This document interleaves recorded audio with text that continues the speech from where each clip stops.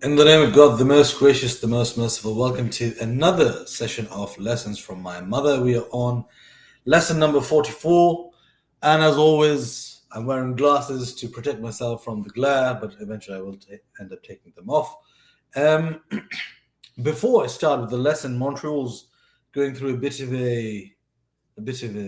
a climatic condition because yesterday, perhaps due to a change of wind, the forest fires that have been on the border on the south side of Canada, the smoke and the fog have sent a delirious smog towards Montreal, and yesterday the air quality was absolutely horrendous. So if you do manage to find yourself in Montreal, be safe and try not to get out as much. Um, Hopefully this will go away in a day or so. Now, lesson number 44. We're nearing the 50 mark, and as I have discussed earlier, there are around 80 to 85 lessons that I have compiled. And then after that, I'll interview a couple of friends around the world, some of whom I've done already, others I'll do later. We'll compile a series of 100, and then we'll turn it into a book, which hopefully my mum and I will launch from Wolfson College, Oxford, as part of a scholarship that she is setting up. Hopefully, knock on wood. So, no tables near sofas is a very direct advice that we have received from her, and I think to explain that, I may need to give the example of somebody I love and somebody who's incredibly close to me, my dad, uh, and kind of illustrate how that has played a role in this advice and what this advice actually means. So, whenever somebody comes home from work, what they normally do if they don't change into their domestic clothes is they plonk themselves on the sofa, on a sofa, and they look through their mail or look through everything that has arrived in the house. And then things that are not required, they either throw them away right then and there, or those things start collecting. And many relatives in my family have this habit of sitting down and going through the mail and then just collecting them in terms of useful, might be useful, not useful. And the not useful ones end up staying in that pile as well. Nobody gets up and throws them away. And my mum used to say that, look, if you put a table near a sofa, invariably we're going to use it. Invariably, we're going to be looking through our mail. Oh, this isn't useful. I'll just put this here for now. Oh, I'll put this one here. This is useful. I'll put this here too. Perfectly fine. And then, can you fetch me a glass of water? And you drink the water, and then you leave that on the table as well. And then, can I have some sweet or can I have some food? And you eat it in front of the TV. And you leave it there too. And before you know it, that one small table, like that standing desk that I have right behind, that one small table becomes the abode of every living thing under the sun that passes through your living room or through your study, and you have absolutely no control over it, and it becomes this, what shall I say, not a quagmire, it becomes this dump of everything and anything that you've interacted with. That's not efficient, that's not clean, and that's not organized, and that's not regulated. There's so many problems with it. I shudder. I struggle to think what the advantage of that is. And the advantage only is laziness. The advantage is lethargy. The advantage is reluctance and reticence from getting up and going and saying, okay, this is mail I need. I will use it here. This is mail I don't need. I'll throw it away. So when my mum used to point this out, she would indicate it um, through the lens of tendencies.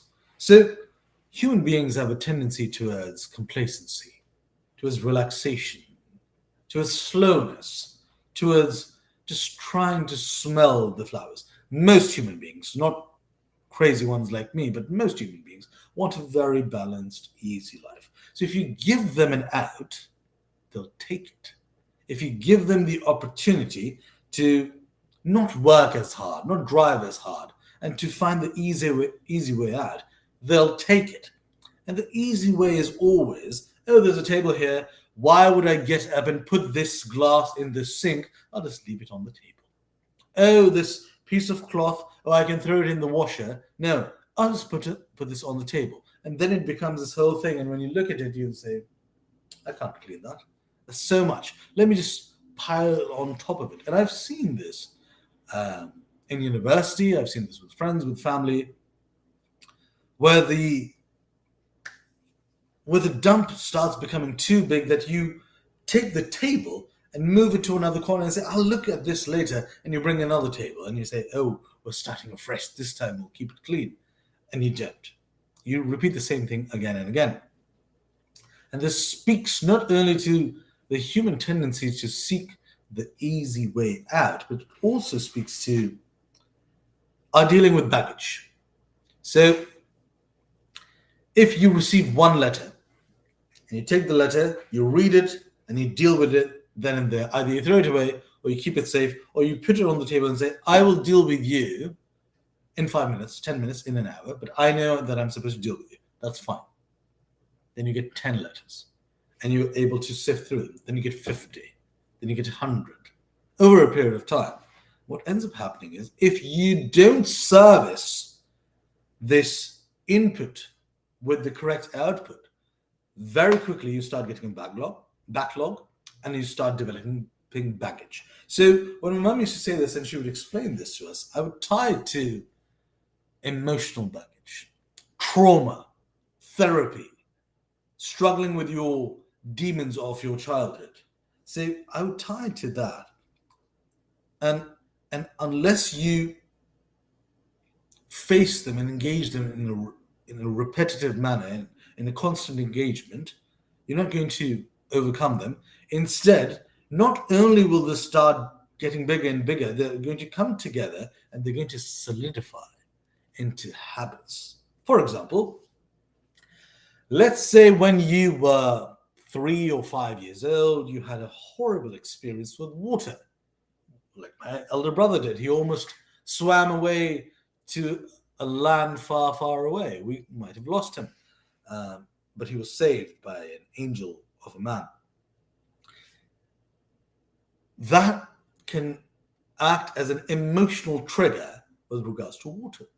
So my brother was, I think he was 3, 4 years old, and he just went away in the water. And my parents were completely shocked, and they didn't know what to do. And somebody jumped in the water and saved him. My brother certainly remembers it because he was old enough.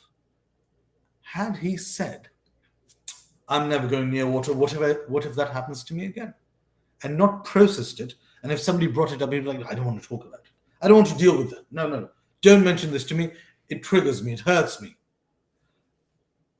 More soon after, that one event could act as a triggering mechanism for trauma, for pain, for depression, for fear, so much so that that person doesn't go near water. And that may lead to other avenues that can come out of it. However, I'm pleased to say that my brother didn't have this problem.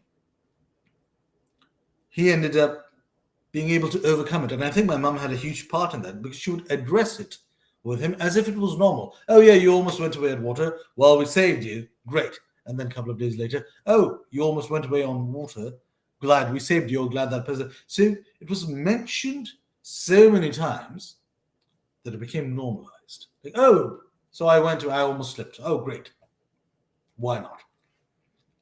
And then at the age of 16, I think he won 2 gold medals for swimming in high school because that crippling fear of the water was never there for him. So he was able to conquer it. And I think that steady input of information from my mother, which was triggering an output from him, is incredibly useful. So when I take this example of the table and the sofa, I'm sufficiently tied to emotional baggage. I'll give you another example. I survived a military coup 7 years ago, almost exactly 7 years ago, and for the first few months, we couldn't talk about it to anyone because we wouldn't know what to say. And it was not an easy time. It was only a couple of months after, when I came to stay at my parents' house, that I was able to share what I had gone through, um, multiple times, repeated times, and my mum would encourage me to write about it, to speak about it. So a servicing was happening all the time. Like you get your car serviced, you need to get your emotions serviced too. Um, so I would have an outlet, and then it would build up, and I'd have an outlet, and it would build up, and then very soon after, the build-up was smaller, but the outlet was of the same size, and soon after it decreased recursively, and then there was no build-up. You can see the same with a table and a sofa. You put a table, and one envelope goes up, and you can simply say, "No, I'm going to go and throw this away." Or if you let it build up, eventually it reaches that scale where you don't really know what to do about it. So the solution that she came up with, and I thoroughly agree, is no tables near sofas. Do not give the human being a reason to be lazy. I know it's a bit unkind. I know this may come across as slightly non compassionate or incompassionate or uncompassionate or discompassionate or lacking in compassion. I understand that. But so what? The world is lacking in compassion. The market forces, the natural forces, they're lacking in compassion. It is human beings who exercise compassion and empathy. And what I'm saying here is perhaps some balance or trade off needs to be at play, which allows human beings to exercise that level of empathy and sympathy. Not over exercise it, mind you, but also understand that, look, the easy path is not always the good path for us. And if there is an easy way to do something, perhaps we shouldn't do it. Perhaps there's a reason there's a harder way to do things. Everything easy is not supposed to be the right thing. So it is always easy to put a table and pile it up with rubbish. But the smarter thing to do would be to not put that table there, not give yourself that avenue. And this can apply to almost anything, of not giving yourself an out. So if you're studying for an exam and you think, well, the exam's in 3 weeks, what I'll do is I'll study 6 hours a week, 6 hours a day, sorry, and I'll spend the rest of the time playing games or just enjoying and relaxing myself. And you fail that exam. If you give yourself an out, well, I studied hard, but my stomach hurt. Oh, well, I studied hard, but no, the weather wasn't good for me.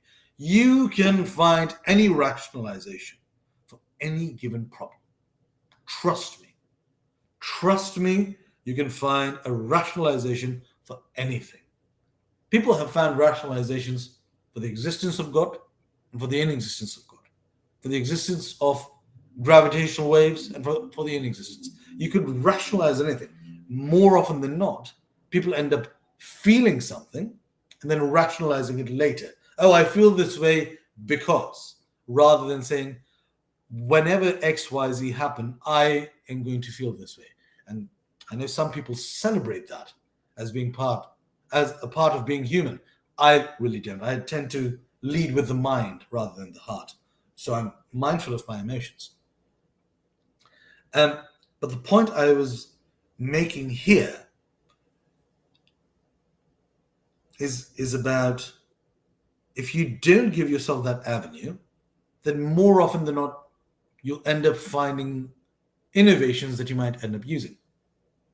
There's a phrase. I think Arnold Schwarzenegger was talking about that, and I think I mentioned it a few lessons ago, maybe 10 lessons ago or something. He said, "I'm not going to do the accent because that distracts from the message, because it's how he talks. So I'm not going to speak like him." But what he says is, "I have never had a plan B." That's what he said, and then he espouses why plan A has to work. So I've been on both ends of that totem pole. I've been the guy who's had multiple plan Bs. If this is what I'll do this. If this is what I'll do this. And then there are times where I've just chosen to do plan A and do or die. And the funny thing is, when you do plan A, do or die, more often than not, that ends up happening. I don't know what the logic behind that is. Maybe there's a karmic law at work, but somehow, or since you understand that that is the only path, you end up taking it. Maybe that's the physiological existential uh, logic. So, so I don't understand, but that's how it works.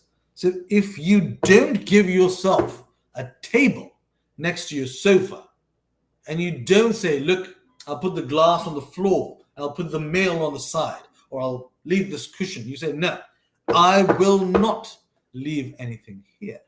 As soon as I'm done with something, I'll hold it in my hand like this until I need to put it in the kitchen or whatever. So I'll sit and watch TV like this. And what is the signal that this is sending my body? This is saying you have to get up in a few minutes because this is uncomfortable. Holding this for a long period of time is uncomfortable. I'm not giving you an out. You can't put this down. You can't put this down. You have to put them in the right places. Get up and go. It literally takes 5 seconds, maybe a minute. Wow, a minute of your life. Good Lord. A minute of your life that you're never going to get back, making things cleaner and organized. Oh, what a horrible life. What a horrible life. So I think that was the central message that she was trying she was trying to give us, um, to put yourself in a condition of discomfort, and I think Malcolm Gladwell calls this desirable difficulty. And if you Google, I can't remember whether it was David or Goliath, his best-selling book, where he talks about David and Goliath, the story, we all know it, and I think I mentioned before, but there are details about David, that when you learn and when you find out, you start saying, wow, that desirable difficulty worked in his favor. So let's say you watch TV a lot and you have a sedentary lifestyle, and you put a table next to your sofa, and all you do is use things and put them on the table. That adds to your sedentary lifestyle. But if you say, look, I want to lose some weight. I don't have time to go running. I don't have time to do exercise. But what I do have time to do is, as soon as I'm done with my water, I will not set it down somewhere. I will get up, go to the kitchen, put it in the sink, or wash it, and come back. Just that. Very soon you'll realize you're sitting and getting up and sitting and getting up more and more than before. And then it's not just the water bottle, it's the glasses, it's the mail, it's the mouse, it's everything that you touch. Soon after you start losing weight, soon after you become more flexible, soon after you become more resilient and more energetic and more energized. And those small changes that you make have such a large impact. So try to think, try to look at your life critically and say, what am I doing which is harming me in the macro scale? So things are micro, but when you add them up, small differences become large changes. That's the butterfly effect. So try to understand, what small thing can I change? Do I wake up late? Perhaps I can wake up 5 minutes early. And you'll notice as soon as you start waking up 5 minutes early, you'll end up waking up a few hours early, because the 5 minute is simply a triggering mechanism. It leads you to wake up much earlier. It's a part of human nature. So perhaps do that and try not to give yourself avenues for complacency, for reluctance, for laziness. If you can walk somewhere in appropriate time, don't get an Uber. If you can take public transport, don't take an Uber. If you can use a bicycle like we use here, don't take an Uber. If there's no time constraint and your clothes or the weather permits,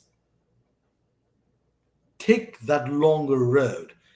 It has so much impact on your mental, physiological, emotional, and spiritual health that we just don't realize it. So the lesson here is to not give yourself an easy way out, or an avenue for complacency. And perhaps you could develop that further and how it applies to you. But I'm going to stop here. I had intended on speaking for 15 minutes. Again, it's 20 minutes. I don't know why. So I shall stop here.